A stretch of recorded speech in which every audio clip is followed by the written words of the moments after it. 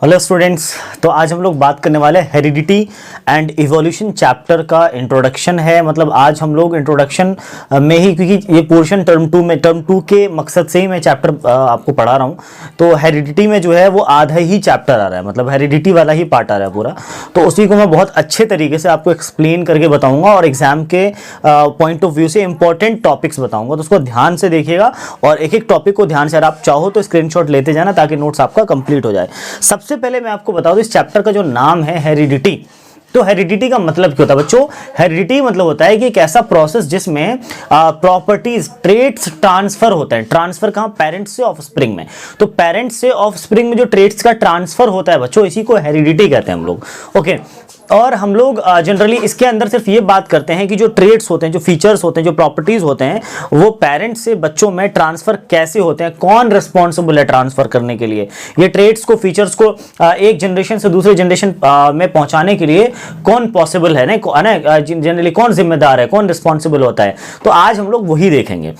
तो बच्चों, इससे पहले मैं आपको बता दूं, थोड़ा सा कुछ पॉइंट्स उसको क्लियर कर दूं कि जैसे फॉर एग्जांपल इसमें जो है आपको थोड़ा सा पढ़ना पड़ेगा कि क्या नाम है, हेरिडिटी क्या होती है। पहले तो तुमने बता दिया आपको हेरिडिटी का क्या मतलब है, ट्रेट्स का ट्रांसफर होना फ्रॉम पेरेंट्स टू ऑफस्प्रिंग।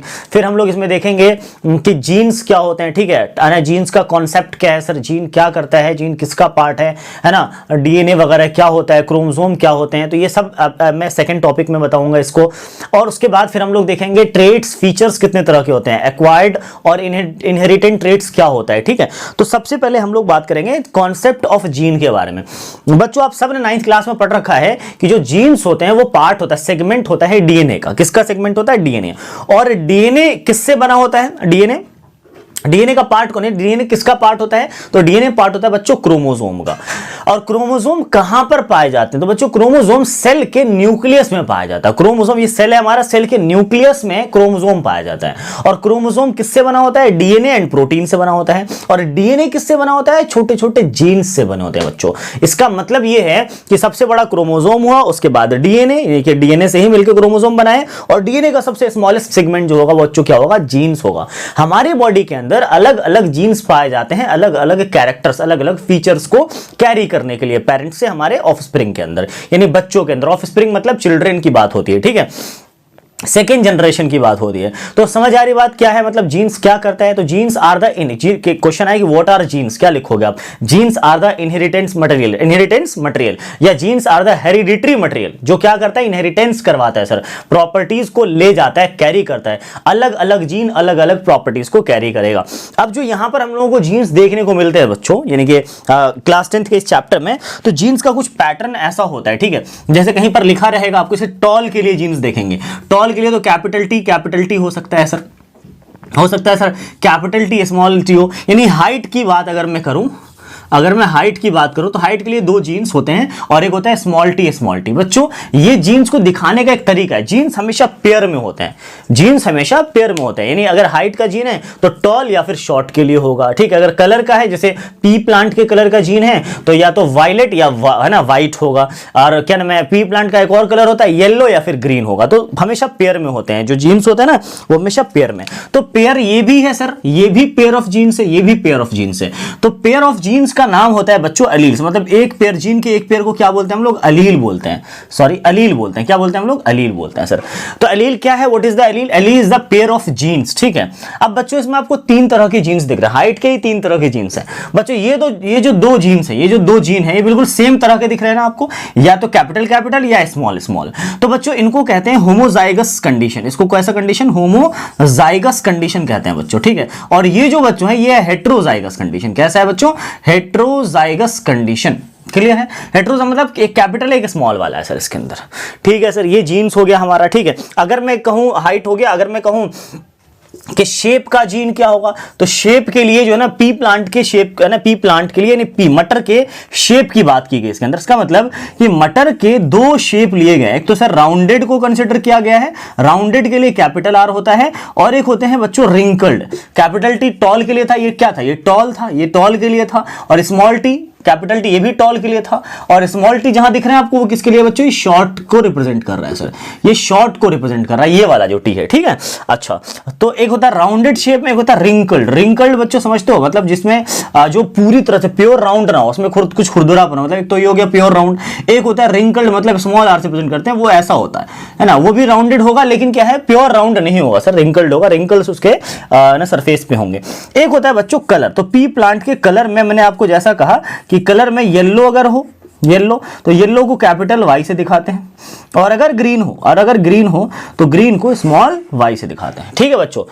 तो अगर इसमें इसका मैं पेयर बनाना चाहूं, अगर इसका मैं पेयर ऑफ यानी इसका एलील दिखाना चाहूं, शेप का एलील कैसे दिखा सकता हूं, या तो कैपिटल आर दिखा सकता हूं, या कैपिटल आर स्मॉल आर दिखा सकता हूं, ठीक है, या फिर स्मॉल आर दिखा सकता हूं, यही कंडीशन अराइज होता है ना, ठीक है। और इसमें क्या कंडीशन अराइज होता है, कैपिटल वाई अराइज होता है, क्योंकि जीन्स हमेशा पेयर में होते हैं, एलील्स के फॉर्म में होते हैं, या कैपिटल वाई स्मॉल वाई हो सकता है, या स्मॉल वाई हो सकता है, कुछ भी कंडीशन सर अराइज हो सकते हैं। ये अभी मैं सिर्फ आपको इंट्रोडक्शन दे रहा हूं, ठीक है ना, ये अभी आपको मैं सिर्फ इंट्रोडक्शन दे रहा हूं कि जीन्स कैसे दिखते हैं सर, मतलब कैसे हम लोग रिप्रेजेंट करेंगे जीन्स को क्लास 10th के इस चैप्टर में, ठीक है बच्चों। चलिए अब हम थोड़ा सा देखते हैं, इस जीन में दो तरह के होते हैं, एक कैपिटल वाला होता है, एक स्मॉल वाला होता है। तो सर कैपिटल को क्या बोलते हैं और स्मॉल को क्या बोलते हैं, इसका अलग नाम भी है, वो नाम देखते हैं सर हम लोग, ठीक। जो बच्चों कैपिटल वाला है, जैसे मान लो मैंने लिखा यहाँ पर है ना कैपिटल टी स्मॉल टी, तो इसमें बच्चों ये जो पेयर है बच्चों एलील है, इसमें दो तरह के, तो कैपिटल वाला हमेशा बच्चों कहलाता है डोमिनेंट, क्या कहलाता है, डोमिनेंट जीन कहलाता है कैपिटल वाला, और स्मॉल वाला क्या कहलाता है, रिसेसिव जीन कहलाता है, क्या कहलाता है बच्चों, रिसेसिव जीन। तो डोमिनेंट और रिसेसिव क्या होते हैं बच्चों, डोमिनेंट वो जीन होता है जो बार बार अपनी प्रॉपर्टी को शो करे, अगेन एंड अगेन अपनी प्रॉपर्टी को शो करता है ना, वो उसको किसी से मतलब नहीं कि दूसरा वाला जीन कैसा है, उसे मतलब नहीं है, ये अपनी प्रॉपर्टी को ही दिखाएगा। रिसेसिव वो होते हैं जो सिर्फ आइडेंटिकल जीन के ही प्रेजेंस में अपनी प्रॉपर्टी को शो करेगा, मतलब अगर स्मॉल टी दूसरा वाला है तभी ये शॉर्ट को रिप्रेजेंट करेगा। जैसे मान लो मैंने कहा कैपिटल टी स्मॉल टी, ये किसको दिखा रहा है, अच्छा कैपिटल टी किसको दिखा रहा है, तो ये तो सर प्योर टॉल है, ये कैसा प्लांट है सर, प्योर टॉल है। ये कैसा सर, ये भी टॉल है, पता है आपको, ये भी टॉल है, प्योर टॉल नहीं है पर ये भी टॉल, पता है क्यों, क्योंकि इसमें जो कैपिटल टी है बच्चों ये डोमिनेंट है, और हमेशा डोमिनेंट अपनी प्रॉपर्टी को शो करता है, डोमिनेंट इस पर हावी होता है, हम इस तरह से कह सकते हैं, डोमिनेंट जो है वो इस पर हावी होता है ना, डोमिनेंट जो है इसको दबा के रखता है, इसलिए डोमिनेंट अपनी प्रॉपर्टी को शो करता है, इसलिए टॉल हो गया। तो सर शॉर्ट कब दिखाएगा, तो शॉर्ट जब ही दिखाएगा जब दोनों जो है आइडेंटिकल होंगे, स्मॉल वाले ही होंगे, तभी प्लांट कैसा होगा, शॉर्ट कहलाएगा बच्चों। तो रिसेसिव जीन को क्या कह सकते हैं सर, रिसेसिव जीन वो जीन होता है जो अपने ही आइडेंटिकल जीन के प्रेजेंस में अपनी प्रॉपर्टी को शो कर पाता है, that is called recessive gene. तो बच्चों आपको समझ में आ गया, कैपिटल डोमिनेंट होता है और रिसेसिव जो है स्मॉल वाला होता है, ठीक है। अब अगर मैं आपसे पूछ लूं, अच्छा बताओ इसमें रिसेसिव और डोमिनेंट कौन है, इसमें रिसेसिव डोमिनेंट कौन है, कमेंट में बता सकते हो। इसमें डोमिनेंट कौन है sir, capital, obviously capital Y वाला क्या है, डोमिनेंट है, और स्मॉल वाई वाला क्या है सर, रिसेसिव है। क्लियर बच्चों, मतलब इस तरह से हम डोमिनेंट रिसेसिव पता कर सकते हैं। इसमें क्या है, कैपिटल आर कैपिटल, ये सर बिल्कुल राउंड, मतलब बिल्कुल ही प्योर राउंडेड हो गया सर। कैपिटल आर एक स्मॉल आर है, तो ये क्या है, इसमें डोमिनेंट, ये रिसेसिव, इसमें भी राउंडेड ही होगा सर, इसमें भी अपनी प्रॉपर्टी कौन शो करेगा, कैपिटल आर शो करेगा। लेकिन अगर स्मॉल आर है तो बच्चों यहाँ पर रिंकल्ड वाला कंडीशन आ जाएगा। तो इस तरह से हम जीन्स को है ना दो पार्ट में डिवाइड करते हैं, एक दो डोमिनेंट वाला, एक रिसेसिव वाला होता है, ठीक है। क्लियर है बच्चों, और कौन किस पर हावी आपको पता चल गया है कि sir capital R small R है, तो कैपिटल आर हावी होगा स्मॉल आर पर, ठीक है बच्चों। कोई दिक्कत है तो कैपिटल वाला जो होगा, कैपिटल लेटर वाला वो डोमिनेंट, और स्मॉल लेटर वाला जो होगा वो क्या होगा बच्चों, वो होगा रिसेसिव। क्लियर है, कोई दिक्कत है किसी को, ठीक है। अब जो है बच्चों आगे बढ़ते हैं, और आगे हम लोग देखेंगे कि सर मेंडल के एक्सपेरिमेंट से पहले हम लोग ये देख लेते हैं सर वेरिएशन कितने तरह के होते हैं, यानी ट्रेट्स या फीचर्स कितने तरह के होते हैं। बच्चों ट्रेट्स जो होता है ना, फीचर्स दो तरह के हैं, ट्रेट्स, टाइप्स ऑफ ट्रेट्स की बात। ट्रेट्स मतलब क्या होता है, फीचर्स, प्रॉपर्टीज है ना, ट्रेट्स या इसको हम फीचर्स भी बोलते हैं, ट्रेट्स या फीचर्स या प्रॉपर्टीज बोल दो इसको आप, एक ही बात है बच्चों, एक ही बात है, प्रॉपर्टीज, ट्रेट्स या फीचर्स, ठीक है, ये सब एक ही बात है। तो ट्रेट्स, फीचर्स या प्रॉपर्टीज कितने, दो तरह के होते हैं बच्चों। एक होता है एक्वायर्ड ट्रेट, एक होता है एक्वायर्ड ट्रेट्स। एक्वायर्ड ट्रेट्स होते हैं, इसको हम सोमेटिक वेरिएशन भी कहते हैं बच्चों। क्या बोलते हैं, सोमेटिक वेरिएशन, सोमेटिक वेरिएशन। बच्चों इसको ध्यान से देखना, पेपर में बहुत बार पूछा जाता है। और सेकंड जो है बच्चों, सेकंड वो है इनहेरिटेंट ट्रेट्स, है ना, इनहेरिटेंट ट्रेट्स। इसी को क्या बोलते हैं बच्चों, इसी को बोलते हैं गैमेटिक वेरिएशन। क्या बोलते हैं, गैमेटिक वेरिएशन बोलते हैं बच्चों। क्लियर है बच्चों? इस तरह से जनरली हम इसको दो पार्ट में बांटते हैं, एक्वायर्ड ट्रेट और इनहेरिटेड ट्रेट। बच्चों एक्वायर्ड ट्रेट जो होते हैं वो आफ्टर बर्थ आता है, ये आफ्टर बर्थ वाला कंडीशन है सर बर्थ के बाद एक्वायर्ड है ना, देखो एक्वायर किया गया, खुद से एक्वायर किया गया, ड्यूरिंग लाइफ एक्वायर किया गया जो ट्रेट्स होता है, ऐसा फीचर जो आपने बर्थ के बाद एक्वायर किया, बर्थ से नहीं है आपके पास, उसको बोलेंगे एक्वायर्ड ट्रेट्स। और ऐसे वेरिएशन का नाम होगा सोमैटिक वेरिएशन। सोमैटिक वेरिएशन, तो इसके फीचर्स क्या क्या, इसकी इंपॉर्टेंट क्या बात क्या क्या है सर? ये तो एक तो पहली बात आफ्टर बर्थ होगा, दूसरी बात कि क्या बताओ एक्वायर्ड ट्रेट क्या जनरेशन टू जनरेशन ट्रांसफर हो सकते हैं क्या? एक्वायर्ड ट्रेट क्या वो वैसे ट्रेट जो सर हम लोग क्या ड्यूरिंग लाइफ एक्वायर करते हैं, बर्थ से नहीं मिला है सर। इसका मतलब एग्जांपल में हम बॉडी बिल्डिंग बोल सकते हैं। बॉडी बिल्डिंग क्या है? एक एक्वायर्ड ट्रेट है, क्योंकि बॉडी बिल्डर जो है वो बॉडी बिल्डर पैदा नहीं होता ना कि बर्थ से ही बॉडी बिल्डर, ऐसा नहीं है सर, एक्वायर्ड है एक तरह से। कटिंग टेल ऑफ डॉग, कोई तो कुत्ते की पूंछ कटी है, अगर डॉग का पूंछ कटा हुआ है तो इसका मतलब है कि इसका ये नहीं कि सेकंड जनरेशन में भी उसके पूंछ कटे होंगे, नहीं उसका कटिंग टेल होगा उसका। तो कहने का मतलब ये है कि ऐसे ट्रेट्स जो ट्रांसफर नहीं होते जनरेशन टू जनरेशन, उसको एक्वायर्ड ट्रेट्स कहते हैं। ठीक है बच्चों, तो आफ्टर बर्थ होता है ये ट्रेट। दूसरा कि सर ये ट्रांसफर नहीं हो सकते, कांट ट्रांसफर, मैं शॉर्टकट में लिख रहा हूं ताकि आपको याद रहे, कांट ट्रांसफर है ना जनरेशन टू जनरेशन, है ना, जनरेशन टू जनरेशन, ये can't transfer generation to generation. ठीक है सर, ओके। और अच्छी और बात, और तीसरी बात इसमें ये है बच्चों कि ये जो है ना रिप्रोडक्टिव सेल्स में नहीं होते, है ना, नॉट इन रिप्रोडक्टिव सेल। ये ग्रोथ, ये वेरिएशन जो होता है बच्चों, ये रिप्रोडक्टिव सेल्स में नहीं होता, रिप्रोडक्टिव सेल्स में नहीं होते, रिप्रोडक्टिव सेल्स में नहीं होते, रिप्रोडक्टिव सेल्स में नहीं होते। ठीक है सर, उसके बाद इसके एग्जांपल कुछ लिख दो, तो एग्जांपल में क्या आ जाएगा सर? बॉडी बिल्डिंग हो गया सर, बॉडी बिल्डिंग हो गया। और क्या example? Cutting tail of dog, body building. उसके बाद क्या? Cutting tail of dog, cutting है ना टेल ऑफ है ना डॉग, ये हो गया। ठीक है, तो ये चार। अभी इसमें डिफरेंस भी आता है, पेपर में लिख लेंगे तो आप आराम से डिफरेंस लिख सकते हो। इसका बताओ, अब इसको देख देख के बताओ।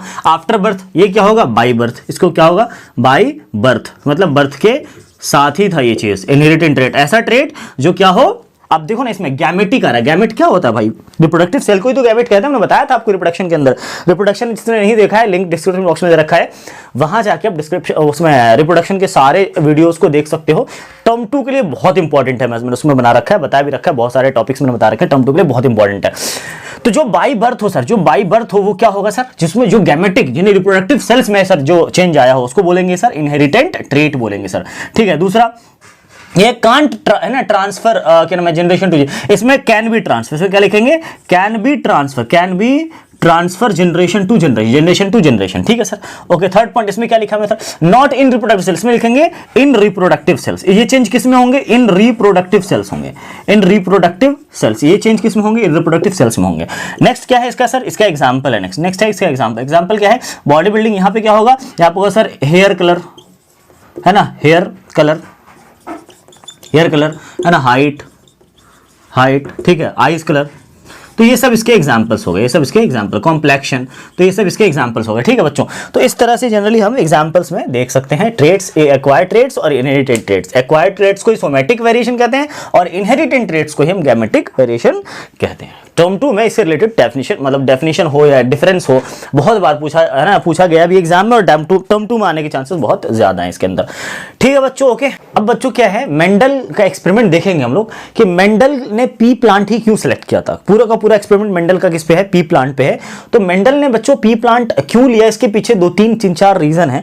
पहली बात कि मेंडल ने पी प्लांट इसलिए लिया क्योंकि इसका फास्ट ग्रोथ होता है सर, फास्ट ग्रोथ होता है सर। ठीक है, उसके बाद ये जनरली बच्चों है ना बाइनियल प्लांट होते हैं, है ना, बाइनियल प्लांट होता है। बाइनियल मतलब साल में 2-3 2 और 3 टाइम्स ग्रो करवा सकते हैं इसको, है ना, ग्रो करवा सकते हैं सर। ठीक है, उसके बाद जो हमारा ये होता है, ये इसमें सेल्फ और क्रॉस दोनों पॉलिनेशन हो सकते हैं, सेल्फ एंड क्रॉस पॉलिनेशन दोनों हो सकते हैं। क्रॉस पॉलिनेशन इसके अंदर दोनों पॉसिबल हैं, सेल्फ एंड क्रॉस पॉलिनेशन दोनों पॉसिबल हैं। उसके बाद क्या होगा बच्चों, इसके अंदर ये ना ये डिजीज रेसिस्टेंट होते हैं, डिजीज है ना, डिजीज रेसिस्टेंट होते हैं बच्चों, डिजीज रेसिस्टेंट होते हैं बच्चों। ठीक है, क्लियर है, डिजीज इसके अंदर जल्दी नहीं होता। उसके बाद क्या कि सर इसके अंदर जो ना बहुत डिफरेंट वेराइटीज होते हैं सर, इसके डिफरेंट वेराइटीज होते हैं, इसके डिफरेंट वेराइटी, बहुत सारे ब्रीड्स इसके है ना जनरली अवेलेबल हैं, वेराइटीज होते हैं। ठीक है, डिफरेंट वैरायटीज होते हैं बच्चों, डिफरेंट वैरायटीज की वजह से भी पी प्लांट को सिलेक्ट किया गया। तो इसके कितने हो गए, 1 2 3 4 5, मतलब 5 सर रीजन हो गए कि पी प्लांट को उन्होंने क्यों सिलेक्ट किया था एक्सपेरिमेंट के लिए। ठीक है बच्चों, समझ आई बात। तो ये क्वेश्चन कई बार पेपर में पूछा जा चुका है कि पी प्लांट को क्यों सिलेक्ट किया गया है एक्सपेरिमेंट करने के लिए, मेंडल ने क्यों सिलेक्ट किया है। इसके बाद मेंडल के एक्सपेरिमेंट पे आते हैं। ठीक है, मेंडल ने 2 एक्सपेरिमेंट किए थे। पहले एक्सपेरिमेंट का नाम था मोनो हाइब्रिड क्रॉस और दूसरे एक्सपेरिमेंट का नाम था dihybrid cross, dihybrid cross. ठीक है, तो मेंडल ने 2 एक्सपेरिमेंट किए थे, मोनो हाइब्रिड क्रॉस और डाई हाइब्रिड क्रॉस। दोनों को जरा जल्दी से हम लोग बात कर लेते हैं। सर क्या है, व्हाट इज मोनो, ये सबसे इंपॉर्टेंट है बच्चों ये, क्योंकि इसमें से एक जो एक्सपेरिमेंट है वो पेपर में डेफिनेटली आएंगे। ठीक है, एक एक्सपेरिमेंट तो आना ही आना है। तो जैसे पहला है मोनो हाइब्रिड क्रॉस। क्या है बच्चों, मोनो हाइब्रिड क्रॉस, ये पेपर में आना ही है। ठीक है, तो मोनो मतलब होता है बच्चों 1, मोनो मतलब क्या होता है 1, हाइब्रिड मतलब होता है कैरेक्टर, मतलब एक ऐसा क्रॉस था जिसमें मेंडल ने सिर्फ एक ही कैरेक्टर को स्टडी किया था, सिर्फ एक ही कैरेक्टर को स्टडी किया था, उसको कहते हैं मोनो हाइब्रिड क्रॉस। मतलब इसमें हाइट को स्टडी किया गया था, पी प्लांट के हाइट को उन्होंने ऑब्जर्व किया था क्रॉस करवा के। ठीक है बच्चों, तो ये एक्सपेरिमेंट हो क्यों रहा था सर, ये एक्सपेरिमेंट इसलिए हो रहा था ताकि पता चल पाए कि जो प्रॉपर्टीज होते हैं, ट्रेड्स होते हैं, वो एक जनरेशन से दूसरे से तीसरे जनरेशन में ट्रांसफर होते कैसे हैं। तो क्योंकि साल में 2-3 बार पी प्लांट हो जाते हैं, ग्रो कर जाते हैं 2-3 सीजन में,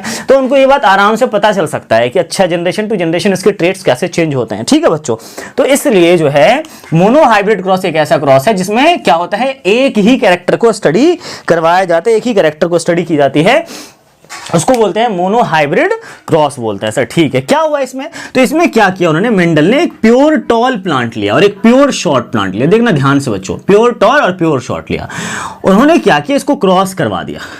तो क्रॉस करने का तरीका देखो, इसका जो कैपिटल टी है बच्चों, इसका कैपिटल टी इसके स्मॉल टी के साथ पहले करो, यानी इसके कैपिटल टी को इसके दोनों के साथ करवाओ। पहले इसके साथ करवा लेता हूं सर क्रॉस, तो कैपिटल टी स्मॉल टी मिला। कैसा प्लांट है बच्चों, कैसा प्लांट है, डोमिनेंट है सर, एक डोमिनेंट आ गया, इसका मतलब एक डोमिनेंट आने की वजह से क्या होगा, टॉल हो जाएगा। ठीक है, इसी टी को अब क्या करना है, दूसरे वाले स्मॉल टी के साथ क्रॉस करवाना है। तो कैपिटल टी स्मॉल टी, फिर ये भी प्लांट कैसा है बच्चों, ये भी प्लांट है टॉल। कैसा है बच्चों, टॉल है। दूसरा वाला जो टी है इसको पहले वाले टी के साथ क्रॉस करवाओ, तो कैपिटल टी स्मॉल टी हुआ, ये भी कैसा प्लांट है बच्चों, ये भी टॉल प्लांट है।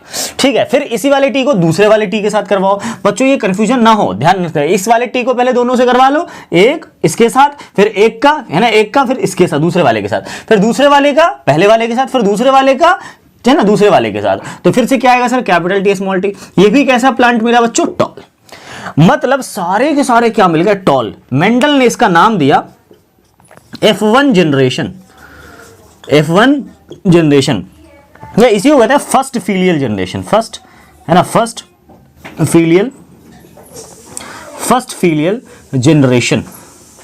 ठीक है बच्चों, कोई प्रॉब्लम तो नहीं है, फर्स्ट फीलियल जनरेशन। ठीक है, अच्छा सर, जब ये सारे के सारे टॉल आए तो उन्होंने एक चीज को ऑब्जर्व किया कि अच्छा इसका मतलब है कि जो डोमिनेंट है, जहां जहां डोमिनेंट नजर आएगा वहां वहां अपनी प्रॉपर्टीज को दिखाएगा। तो यहां से उन्होंने एक लॉ दिया, इस लॉ का नाम था लॉ ऑफ डोमिनेंस। इस लॉ में क्या कहा गया, इस लॉ में कहा है मेंडल ने कि भाई साहब अगर एक भी टॉल नजर आएगा, एक भी डोमिनेंट जीन नजर आया किसी भी एलील में, तो वो अपनी प्रॉपर्टीज को ही शो करेगा। समझ आ रही बात, इसी को कहते हैं लॉ ऑफ डोमिनेंस। देखो आप कैपिटल टी सब में है, तो सारे टॉल हो गए इस वजह से।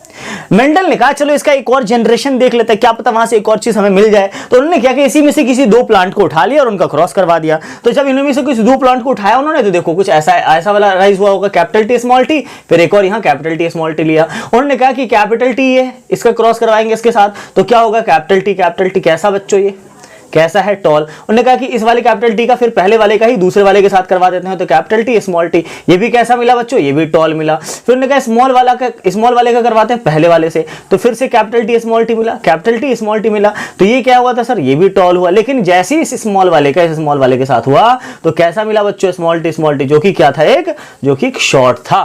तो हम कह सकते हैं यहां पर 3 टॉल और 1 शॉर्ट मिले।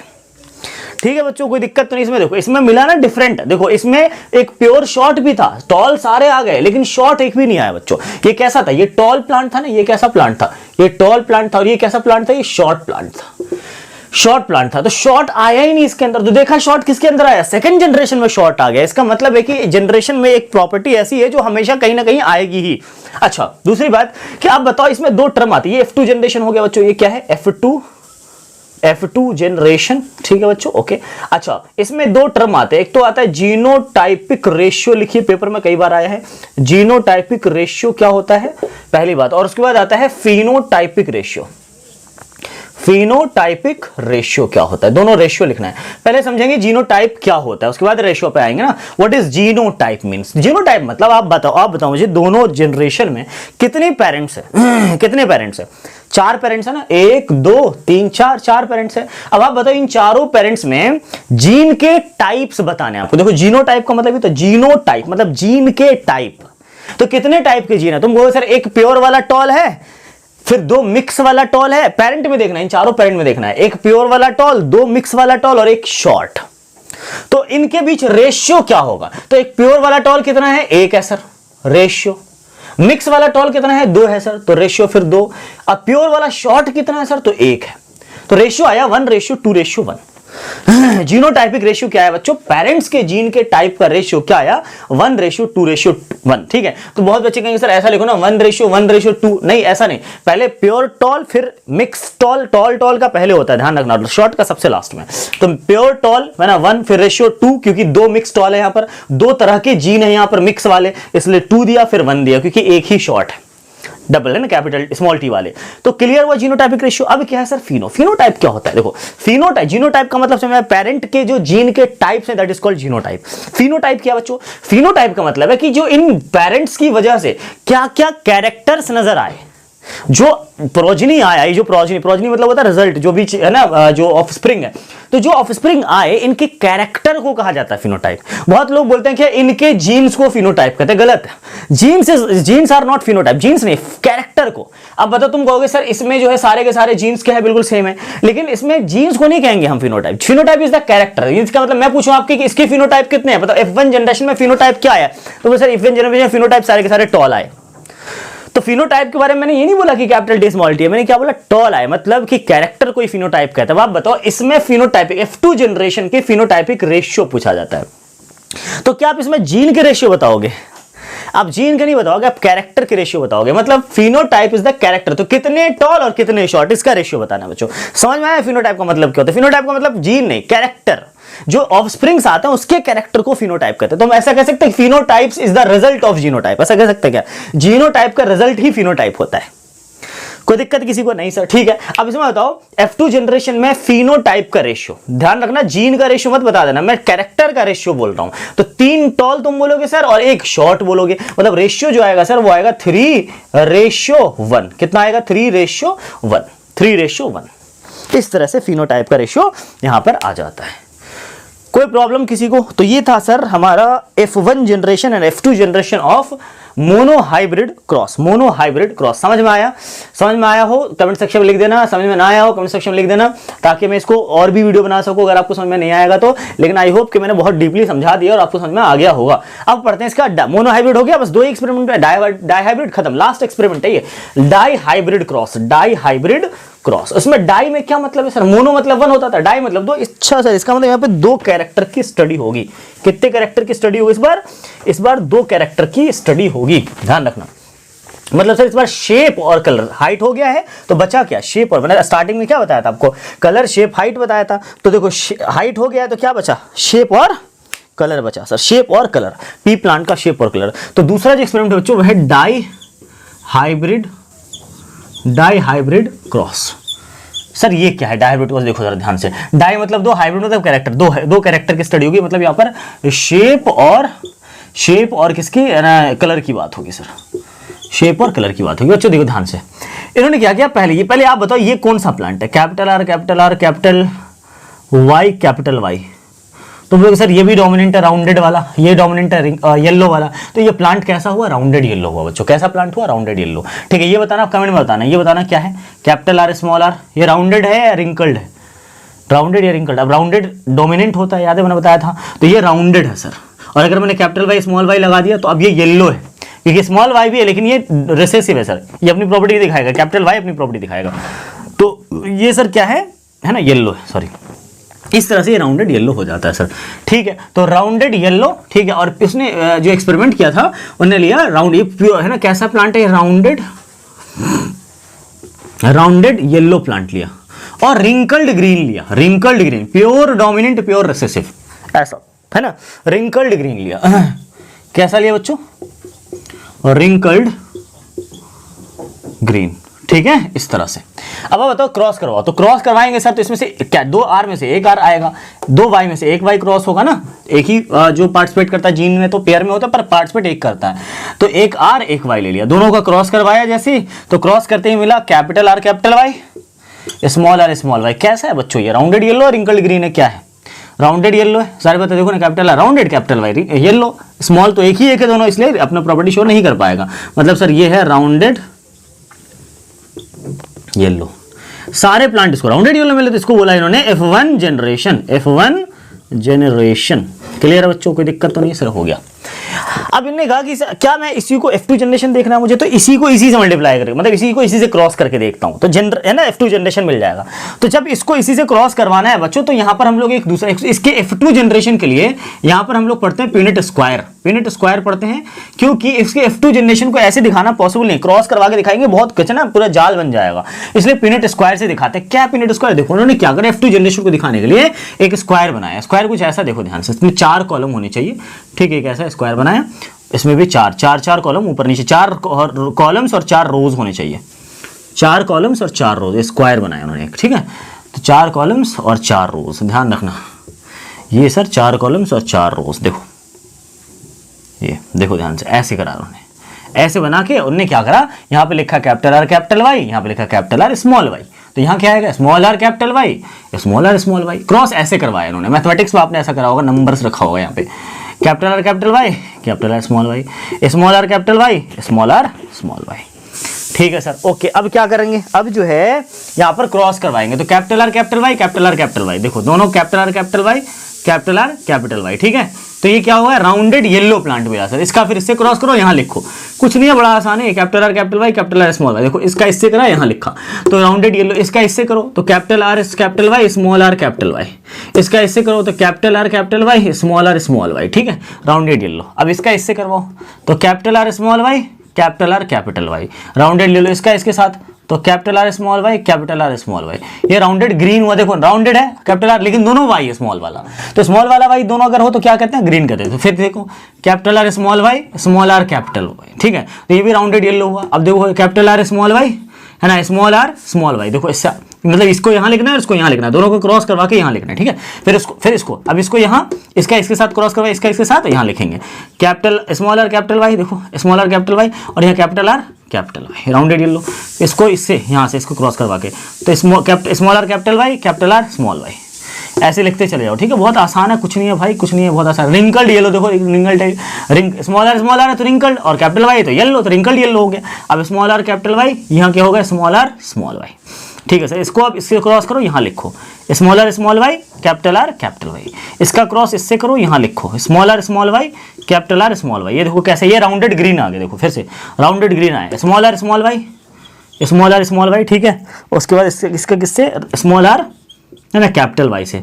ये बताना कौन सा है, ये बताना कौन सा है, ये आप बताओगे, ये वाला और अगले वाला आप बताओ, ठीक है, कमेंट करो, कमेंट में बताओ ये क्या है, ये वाला कौन सा प्लांट है, किसने लिखा, रिंकल्ड येलो, ठीक है, स्मॉल आर स्मॉल वाई, ये वाला स्मॉल आर स्मॉल वाई, और ये वाला स्मॉल आर स्मॉल वाई, ये भी क्या है, ये वाला क्या है, ये वाला बताना। बच्चे दोनों जो है ना स्मॉल आर, इसका मतलब है रिंकल्ड है, और स्मॉल वाई मतलब ग्रीन है, तो रिंकल्ड ग्रीन हुआ ये। इस तरह से पीनट स्क्वायर कंप्लीट होता है। और आप बताओ राउंड, देखो रेशियो बताओ, फिनोटाइप का रेशियो पूछा जाता है इसमें भी। F2, ये F2 जनरेशन है, क्या है sir, F2 generation, first second filial generation है, और इसमें फिनोटाइप का रेशियो जो आता है वो क्या आता है, फिनोटाइप का रेशियो, फिनोटाइपिक रेशियो क्या आता है, फिनोटाइपिक मतलब जो रिजल्ट, कैरेक्टर। तो कैरेक्टर कितने हुए, पहले कैरेक्टर देखो कितने, एक तो राउंडेड येलो होगा, पहला राउंडेड येलो, दूसरा क्या होगा, राउंडेड ग्रीन, फिर wrinkled yellow, wrinkled green, rounded yellow, rounded green, wrinkled yellow, wrinkled green. तो राउंडेड येलो कितने हैं पहले ये बताओ, मैं यहाँ पे राउंडेड येलो को ऐसे लिखता हूँ, राउंडेड येलो है ना, राउंडेड ग्रीन, रिंकल्ड येलो, मैं रिंकल्ड के लिए W लिखता हूँ, रिंकल्ड येलो और रिंकल्ड ग्रीन। देखो राउंडेड येलो कितने हैं, राउंडेड येलो काउंट करोगे ना, पता है 9 मिलेंगे आपको, काउंट करके देख लो आप कितने हैं, 9 है रेशियो। राउंडेड ग्रीन कितने पता है, आप काउंट करोगे 3 मिलेंगे, 3 राउंडेड ग्रीन है। रिंकल्ड येलो कितने भाई, रिंकल्ड येलो देखने मिलेंगे 3 आपको, और रिंकल्ड ग्रीन कितने मिलेंगे आपको, 1 मिलेंगे। तो 9 रेशियो 3 रेशियो 3 रेशियो 1, 9:3:3:1 आया बच्चों। तो इस तरह से जनरली इसका क्या है हम लोगों को दिख जाता है डाई हाइब्रिड क्रॉस में F2 जनरेशन में, है ना, फिनोटाइपिक रेशियो इतना आया। इस तरह से हम लोग डाई हाइब्रिड रेशियो कंप्लीट कर चुके हैं बच्चों। सबसे लास्ट टॉपिक और सबसे important topic, last but not least, सबसे इंपॉर्टेंट टॉपिक है हमारा सेक्स डिटर्मिनेशन, जिसको हम लोग पढ़ेंगे अभी, है ना जी। जेंडर का डिटर्मिनेशन, बच्चों में यानी चाइल्ड में जेंडर को कैसे डिसाइड करते हैं बच्चों, जेंडर को कैसे डिसाइड करते हैं उसको बोलते हैं डिटर्मिनेशन, सेक्स डिटर्मिनेशन या जेंडर डिटर्मिनेशन भी हम उसको कहते हैं। ठीक है, देखो अब इसको पता करने के लिए बच्चों देखो ध्यान से, इसको पता करने के लिए चाइल्ड का जो पता करना है हम लोग को जेंडर, देखो सेक्स डिटर्मिनेशन, ये लास्ट टॉपिक है पेपर में, यहाँ से बहुत सारे क्वेश्चन आते हैं बच्चों, ध्यान रखिएगा। ठीक है, चलो इसमें आपको ये पढ़ना है कि चाइल्ड का जो जेंडर है वो कैसे डिसाइड होता है, कौन डिसाइड करता है। इसके लिए आपको जानना पड़ेगा सबसे पहला पॉइंट कि ह्यूमन के अंदर टोटल क्रोमोसोम, ह्यूमन मतलब मेल एंड फीमेल दोनों मिला के, ये मेल में भी और फीमेल में भी, ह्यूमन में टोटल क्रोमोसोम नंबर कितने हैं, टोटल नंबर ऑफ क्रोमोसोम कितने होते हैं, ऑफ क्रोमोसोम कितने हैं बताओ, पता है किसी को कमेंट में लिखो, टोटल नंबर ऑफ क्रोमोसोम कितने हैं। टोटल नंबर ऑफ क्रोमोसोम बच्चों जो है वो है कितने, 46,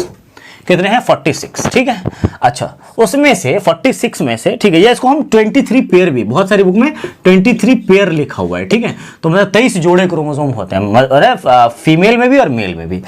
लेकिन अगर मैं बात करूं इन मेल की बात करूं, इन मेल 22 पेयर, कितने पेयर, 22 पेयर जो होते हैं बच्चों बिल्कुल सेम होते हैं। ठीक है, एक ही टाइप के होते हैं क्रोमोसोम, तो उसको बोलते हैं ऑटोसोम्स। क्या बोलते हैं बच्चों, ऑटोसोम्स, ऑटोसोम्स बोलेंगे। ठीक है, ऑटोसोम्स।